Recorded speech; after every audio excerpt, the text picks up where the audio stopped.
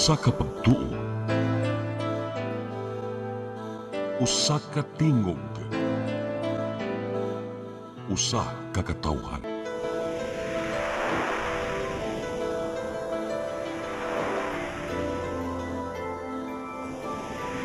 Cebu Catholic Television Network.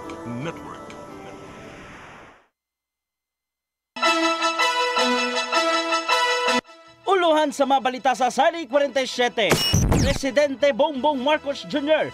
mamawi ngadto sa ubang mga Pilipino karong anana sa tunga-tungang bahin sa administrasyon. Kini mo'y ang sad sa nakalabay lang nga State of the Nation address. Pipila ka mga kanhi ug kasamtangang opisyal sa Cebu City na hukmang sad-an sa anomalya sa basura. 37 ka mga pamilya apektado sa dakong sunog sa Barangay Lahog, syudad sa Sugbo. Upat ka mga kawatan sa dagkong tindahan sa Malabuyok na sikop.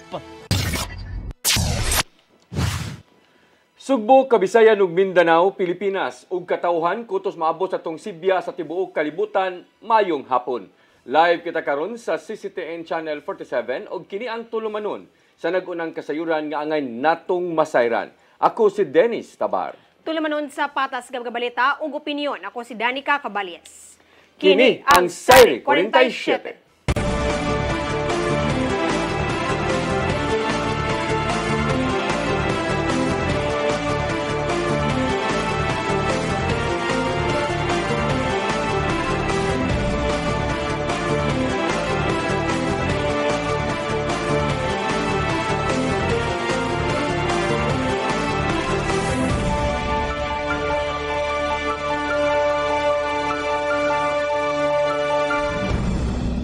Og karon sa kompletong detalye sa atong mga balita, may pasalig si Presidente Ferdinand Bongbong Marcos Jr.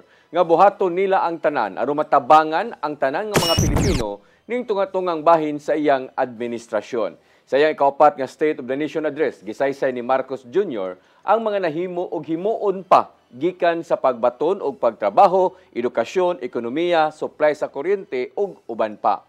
Mato ni Marcos Jr. nga gikinahanglan pa nilang ayuhon og paspasan ang pag-abag sa mga buhatan sa gobyerno aron matabangan ang mga tag-Pilipino. Apil sa gipasigarbo niya mao ang pagpatuman sa 20 pesos nga kilo kada bugas. Diin wa mapatud pa maalkansi ang mga mag-uuma. Naninguha usab siya nga matabangan ang uban pang makabaton og maayong kahigayunan sa pagpanrabaho, pinagi sa pagpasud pa og dugang mga investors sa laing mga nasod. Subayon usab niya ang audit o performance sa mga flood control projects lukob nasod human sa halapad nga pagbaha. Gukdon usab ni Marcos Jr. ang mga responsable sa missing sa Bungiros didto sa kauluhan aron manubag sa salaod ang mga responsable.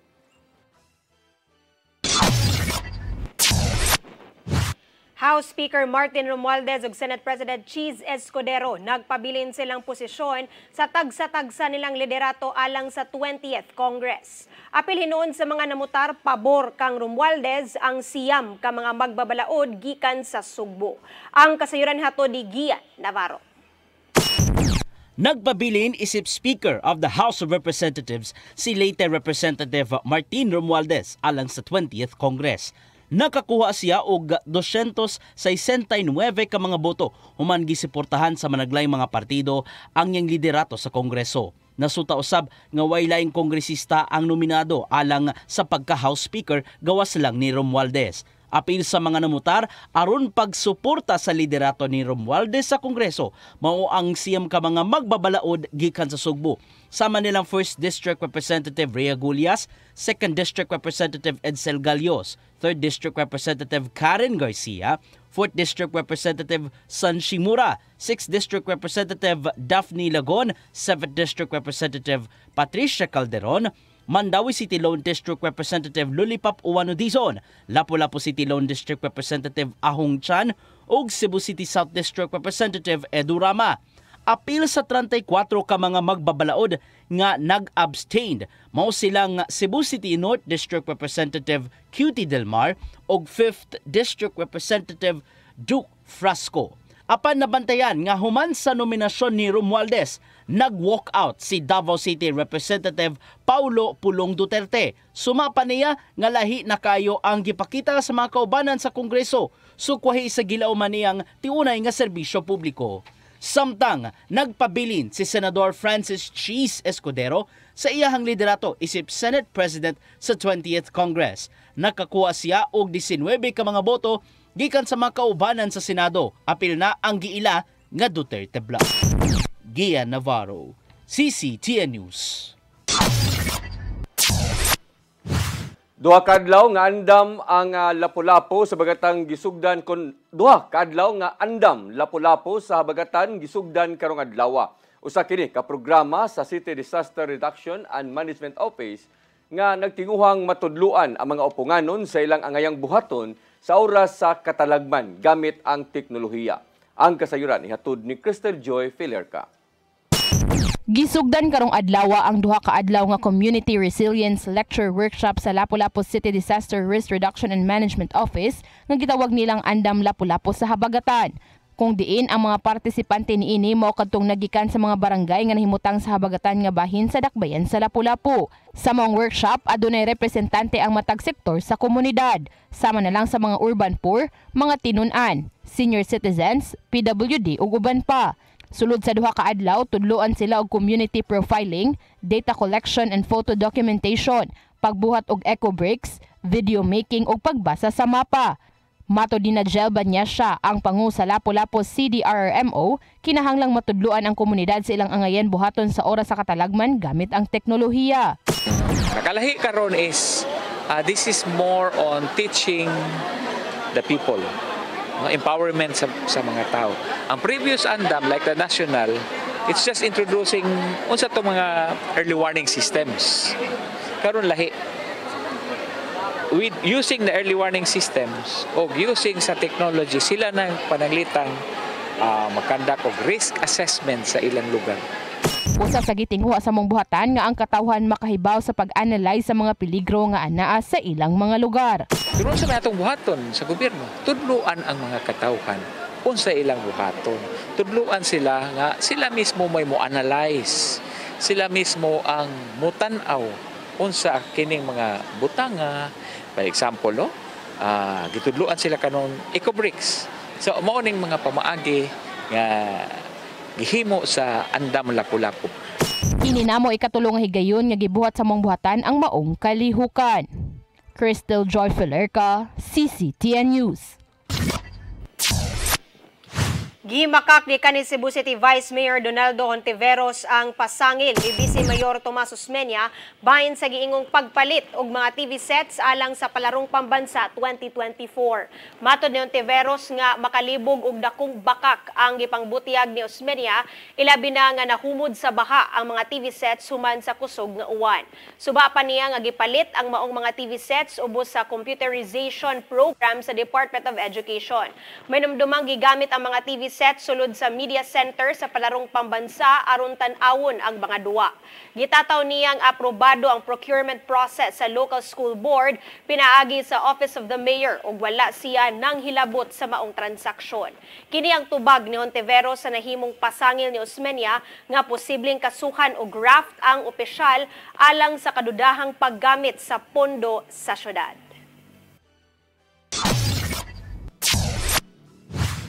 Nahukman sa Ombudsman nga sad-an ang pipila ka mga opisyal sa dakbayan sa Sugbo tungod sa anomalya sa basura nga mikantidad og 239 milyones ka pesos.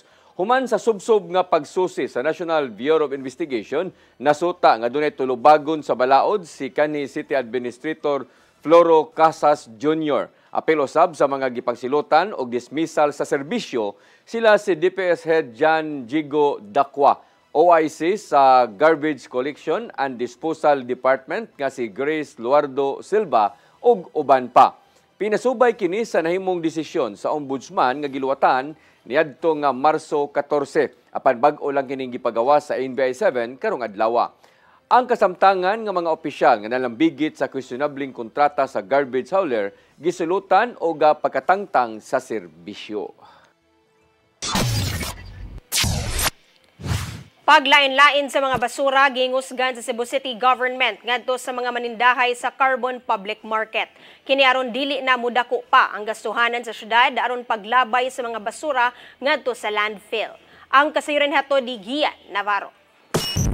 May paambit ang Cebu City Government pinagi silang Ecological Solid Waste Management Board ngadto sa mga manindahay sa Carbon Public Market bahin sa linayong paagi aron paghipos sa mga basura. Nakahigayon sa pagpakisayod ang moabot sa 300 ka mga mamaligya ay sa managlayong paagi aron mas mapaymuslan ang mga segregated nga mga basura. Sama lang sa paggamit sa mga malata, isip compost pit hangtod na sa recycling sa uban pang mga dili malata nga gamit.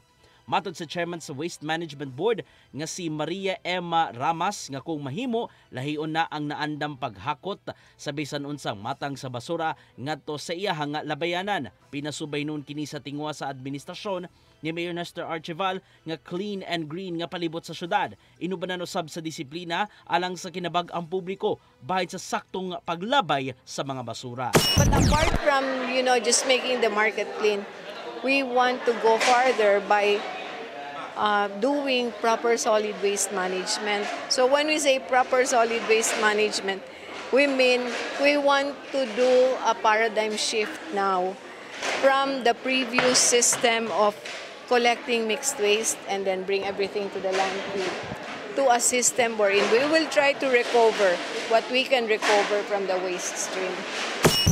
Ni Mayor Nestor Archival nga moabot sa 500 million pesos ang gigasto sa syudad aron paglabay sa klase-klase mga basura ngadto sa iyahang landfill. Sa carbon market pa lang ana sa 70 ka toneladang basura ang mahipos matag adlaw. Apan anara sa 100 million pesos ang kinitaan sa syudad. Maong gisiguro ni Archival nga tumanon gikan mismo sa mga manindahay ang mga inisyatiba bahin sa paglain-lain sa mga basura aron matud pa mas makadaginot sa ilahang nga pundo bahin sa paghakot. Kuha ta og budget sa alain nga mga areas like department aron matabangan ang atong garbage management.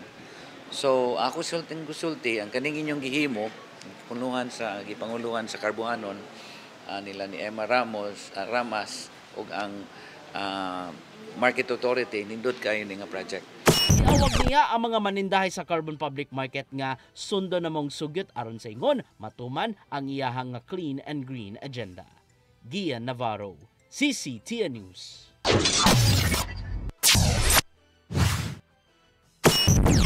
Musunod, 37 ka mga pamilya apektado sa dakong sunog sa Lahug, Cebu City.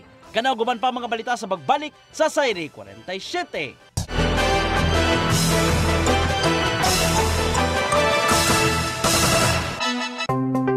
Discover the beauty of the Philippines.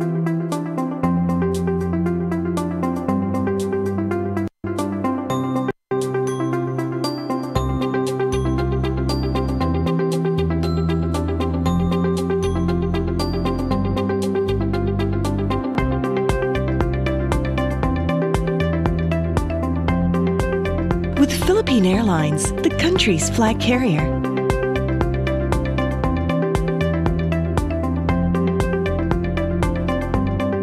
The airline that lets you feel the warmth of the nation.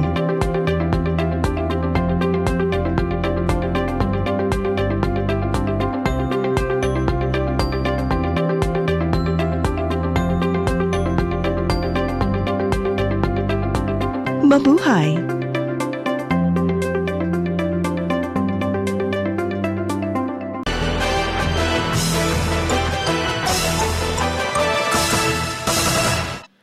Pagbaligyaw, 20 pesos nga bugas matag kilo, dili pa ipatuman sa dakbayan sa Lapu-Lapu karong tuiga. Apan gipaningkamutan sa lokal nga kagamhanan nga makabaligya na og bugas sa kadiwa nga ubos ang presyo sa sunod tuig.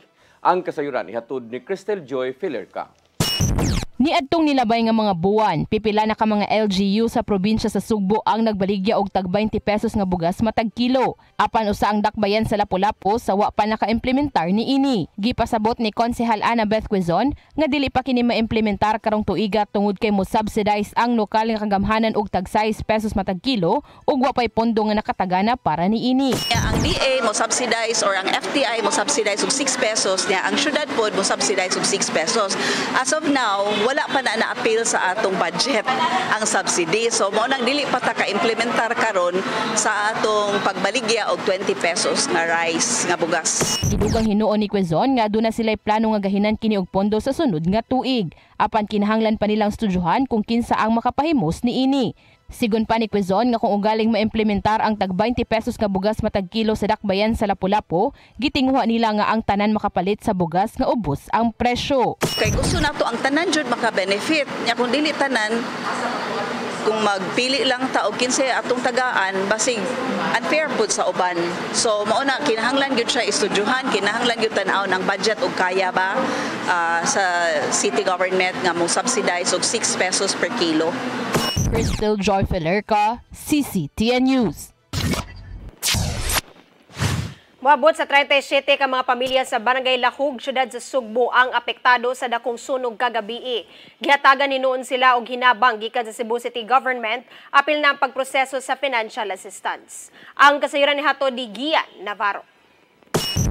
Gitabangan sa Cebu City Government ang 37 ka mga pamilya o 122 ka mga tao ang apektado human sa dakong sunog sa Sitio La Guerta, Barangay Lahug ning siyudad sa Sugbo. Una kini niulbo pasado alas 8 sa gabi ug dali kini ni kaylap sa uban pa nga mga kabalayan hangtod nga misaka ngadto sa first alarm aron makaresponde ang ubang fire station sa mga silingang barangay. Nagtinabangay sila hangtod nga napaong kini pagkalabay sa pipila ka minutos. Samtang gipalaw man ang investigasyon sa kabumbiruhan, dali miabag ang Department of Social Welfare and Services aron pag-atiman sa mga nasunugan. Namakwit una sila sa LCA Gym sa Salinas Drive o gipanghatagan og pagkaon sulod lang sa 3 ka adlaw ingon man emergency kit. Mukabat gato sa 545,000 pesos ang giandam sa city government aron maabagan ang mga nasunugan pinaagi sa financial assistance. Ang matagtag iya sa panimay adunay tag 20,000 pesos ka ayuda, samtang ang house renter ug sharers adunay tag 10,000 pesos. Mato di Mayor Nestor Archival nga nangita sila og mga paagi aron dali maabagan ang mga nasunugan ug hayan makasugod na og bangon sa ilang kaugalingon human sa trahedya. Itong mga emergency kit gitagaan na gyud na sila tanan. Unya ang kanagong mga tawhan na ila man ang area. So ang akong giingnan si DSWS nga tagaan nato way nga matabangan gyud na ito sa housing materials karon ma-free na dito ang atong complex. Ian Navarro, CCTN News. May pahimangno si Gobernador Pamela Baricuatro ngadto sa mga magpapatagayon kontraktor o sa publiko nga likayan ang mga tao nga mogamit sa iyang pangalan aron lang makapangwarta. Hugtanon nga gibarugan ni Baricuatro nga dili gid siya mamorsyento og YSOP aron lang mahinayon ang bisan unsang transaksyon diha sa Kapitolyo. Wa usab siya gitugutan nga tawo o grupo alang sa mga business deal, ilabi na kung adunay mga infrastructure projects, quarrying o di ba ka STL. Mao nga giauhag niya ang mga kontraktor nga gikinahanglang mopaubos sa Bids and Awards Committee aron himuong transparent ang transaksyon. Subay kini sa pasalig nga magpabilin ang transparency, accountability ug maayong panggobyerno ubos sa iyang administrasyon.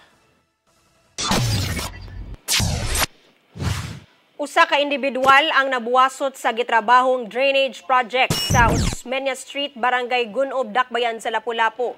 Nakadawat sila og mensahe kagabi gikan sa usa ka concerned citizen aron sa pagpahibaw kanila sa gidangatan sa maong individual apan wa kini mohatag og impormasyon kabahin sa biktima. Nang hinaot lang ang maong concerned citizen nga kung mahimo tabunan ang mga manhole aron nga wa nay madisgrasya sa maong dapit. Mato de Konsehal Kenneth Wigel, ang acting barangay kapitan ug chairman sa Committee on Infrastructure, nga ilan na kining gi-aksyonan. right there and then gihatagan ng pagtagad. I think gi-contact ni Cap Carl ang City Engineering, unya ikaduha sad gi-contact ni Cap Carl ang contractor na kung mahimo sa mas madaling panahon mahuman yun nato ang ang project. Walay nakalas o naangol human nga ginidasmag ang usa ka barko sa nakaangkurahi nga pascraft sa Pier 3 dakbayan sa Sugbo niadtong Sabado sa kadlawon. Gila sa Philippine Coast Guard 7 ang barko nga MV Lady of Good Fortune diin napalyar ang iyahang makina. Matod sa tigpamaaba sa Philippine Coast Guard dinhi sa Rion 7 nga si Lieutenant Junior Grade Abil Lumboy nga namatyan ang makina sa mao nga barko sa dihang mudunggo na unta sa Pier 3. Nagpautaw-utaw ang barko og naanod sa sug maong mipaingon kini sa nakaangkurahi nga MV Starcraft 7. Nagpadayon hinuon ang investigasyon sa mga otoridad bahin sa ginangatan sa maong barko o sa usa ka roll-on roll-off vessel.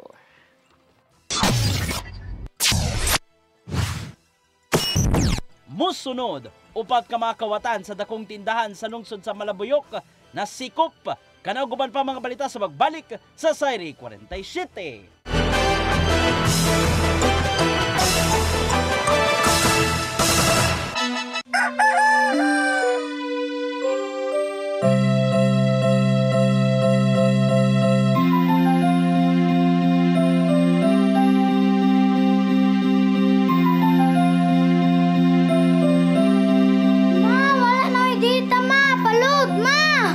Sorry ma'am, na-late ko. Nangita pa mong gusto para internet sa kong anak ma'am. Ay wala na yung problema. Pag Sinisibu! Sinisibu! Sinisibu! For your internet connection And for the signal of your cable TV.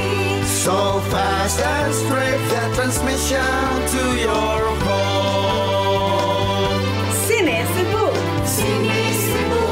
Sinisibu offers you to have fiber optics For your viewing experience, perfect and clear so far. so great and affordable for you to enjoy. Cine Cebu Television Network Incorporated offers fiber to the home broadband internet bundled with fiber to the home cable TV connection. Cine Cebu Television Network Incorporated with its operation in Metro Cebu and the whole province of Cebu soon. And affordable for you to enjoy. Sinisibu! Press Briefing. Midweek Reset. Real talk. From headlines to hot takes. This is Press Briefing, the show that has it all. Midweek, we cut through the noise and bring you the stories that actually matter. News, views, insider scoops, straight from the source. Right from the horse's mouth. Politics, public issues, community concerns, and controversy. We break it down. No filter, no filler. Press Briefing. Sharp, fearless, always relevant. Brought to you by the Cebu Press Club. Beyond the headlines, we are Cebu's voice. We are the voice of truth and reason in every town, in every season, with pens of light. We draw the line for justice, peace, and stories spine.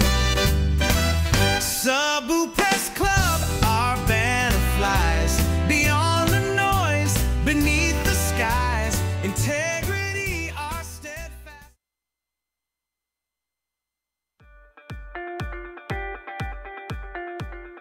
Congratulations! Nunito Tatay Dodong A. Lamchua, awarded as Cable TV Maverick, Father of Cable TV in the Philippines, given by Philippine Cable and Telecommunications Association Incorporated, PCTA, from Phil Products Group of Companies.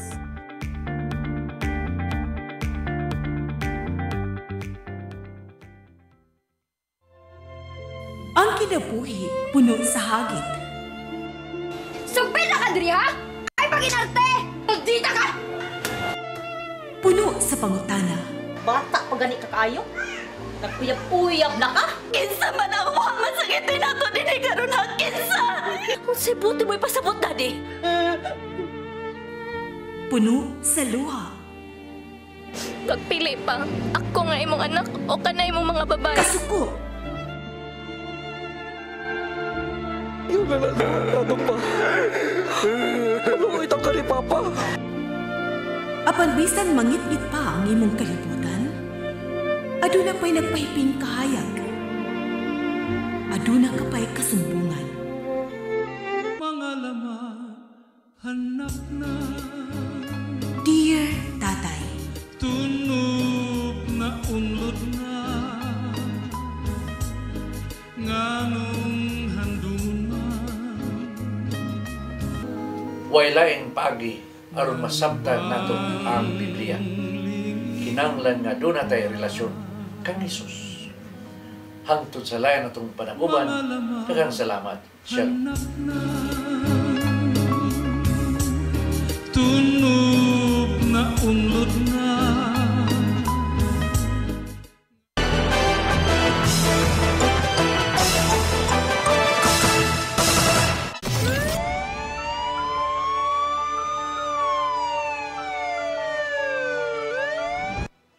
Balik sa ato mga balita, upat ka mga kawatan sa sakadakong tindahan sa lungsod sa Malabuyok nadakpa na sa gilusad nga manhunt operation sa PNP.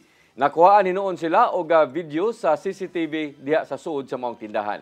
Ang kasayuran ihatod ni Arnold Bustamante. Kantong duha ka lalaking duha usab ka mamabay nga nagawat og tulo ka box sa sigarilyo sa katindahan sa lungsod sa Malabuyok nga nakuha ng video sa gimontar nga CCTV camera ang nadakpan ni sa gilusad nga manhunt operation sa mga sakop sa Criminal Investigation and Detection Group Cebu Provincial Field Unit uban sa Toledo City Police Station ug Malabuyok Municipal Police Station. Nahitabo ang pagdakop alas 9:30 sa gabi nitong Biyernes sa managlahing lugar sa siyudad sa Sugbo. Ang mga nadakpan giilang sila nga Jimmy Villariña Risco, 62 anyos, lumad nga taga barangay Lantad Silay City Negros Occidental. Rafael Magbanwa Miasis, 38 anyos, lumad nga taga barangay Mohon, Iloilo City. Novi Gidorio Abilo, 38 anyos, lumad nga taga barangay Mohon, Santa Cruz, Iloilo City. Ug Ami Ferrer Panesa, 53 anyos, lumad nga taga barangay Lantad, Silay City Negros Occidental. Apan kasamtangan nga nagabang og balay sa barangay Basak sa Nicolas, Dakbayn Sugbo.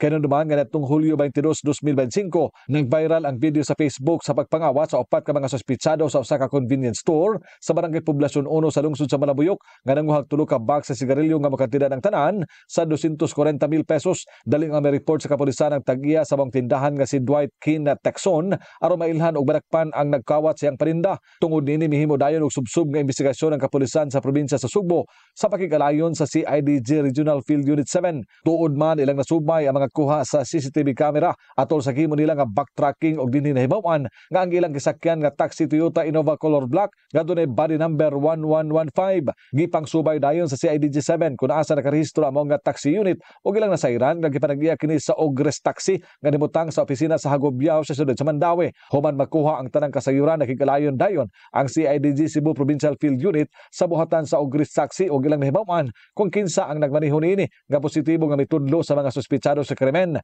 Kami hire niya nga mao'y sakyan. Gilusad dayon ang pagpangita sa upat ubos sa Oplan Olea kun other law enforcement activities ug malampuson sila nga nadakpan sa managlahing dapit sa siyudad sa Sugbo.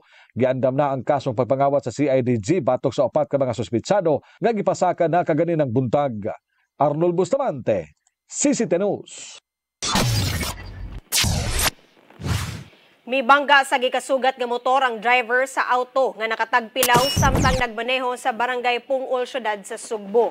Naangol ang driver sa motor nga si James Cairo, taga syudad sa Mandawi ug nagpaalim sa tambalanan.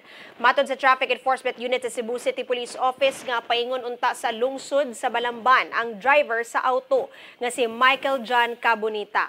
Tungod kay nakatuog man ang samtang nag-drive, wala makabantay si Cabonita nga iyang nasugatan si Cairo, maong nalagpot kini sa unahan. Gikustodiya na sa kapulisan si Cabonita samtang gihikay ang kasong giandam batok niya. Nakabsan sa kinabuhi ang truck helper nga natatugan sa natagak nga bakho sa sitio Baksan, barangay sa Pangdako, Dakbayan sa Sugbo. Gideklarar ng dead on arrival sa tambalanan si Mark Vincent Latayad, taga-Dakbayan sa Naga. Human nadatugan sa truck nga gimaniho ni Gilberto Flores nga taga-lungsod sa San Fernando. Base sa investigasyon sa PNP nga gihigot sa driver ang bakho gamit ang kadina aron dili kini matagak gikan sa truck. Apan pa nabugto ang mao nga kadena sa dihang miagi sa may sitio Baksan og nahagbong ang mao nga bakho. Nitakilid ang bakho og nahagbong gyud kini sa kilid sa kalsada gikan sa 10-wheeler truck. Ang driver ug ang mga trabahante kuna pahinante pulos kini mga trabahante sa Kirante Construction Corporation Incorporated.